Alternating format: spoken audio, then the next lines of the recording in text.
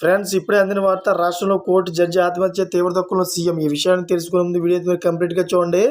అప్పుడే మీకు complete information ఏంటో అర్థమవుతుంది. అదేవిధంగా చాలామంది వీడియో చూస్తున్నారు కానీ సబ్స్క్రైబ్ చేసుకోవడం మాత్రం మర్చిపోతున్నారు. దయచేసి సబ్స్క్రైబ్ చేసుకోండి. సబ్స్క్రైబ్ చేసుకోవడం వల్ల నేను చేసే ప్రతి ఒక్క అప్డేట్ మీరు ముందుగానే పొందగలుగుతారు. అదేవిధంగా చాలామంది లైక్ చేయడం మర్చిపోతున్నారు. దయచేసి లైక్ చేయండి. లైక్ చేయడం వల్ల ఈ ఇన్ఫర్మేషన్ అనేది మనం చాలామందికి రీచ్ చేసిన వాళ్ళు అవుతాం.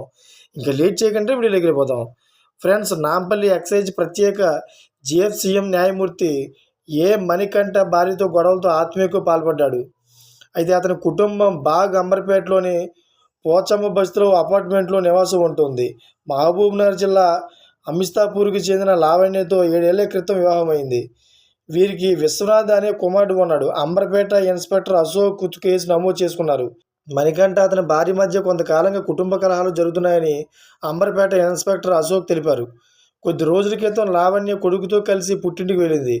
ఇటీవల మణికంఠ తల్లికి ఆరోగ్యం బాగుపోవడంతో ఆసుపత్రిలో చేరారు. మణికంఠ తండ్రి తన భార్యను చూసుకుంటూ ఆసుపత్రిలో ఉన్నాడు.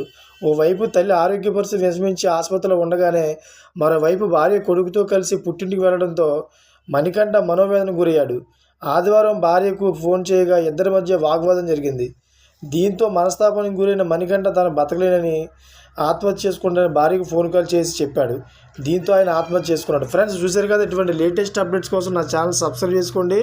అదేవిధంగా గంట బెల్ ఆన్లో పెట్టుకోండి. నేను చేసే ప్రతి ఒక్క అప్డేట్ మీరు ముందుగానే పొందగలుగుతారు. ఇప్పటి వరకు చూసిన ప్రతి ఒక్కరు కూడా థ్యాంక్ ఫర్ వాచింగ్ ఫ్రెండ్స్.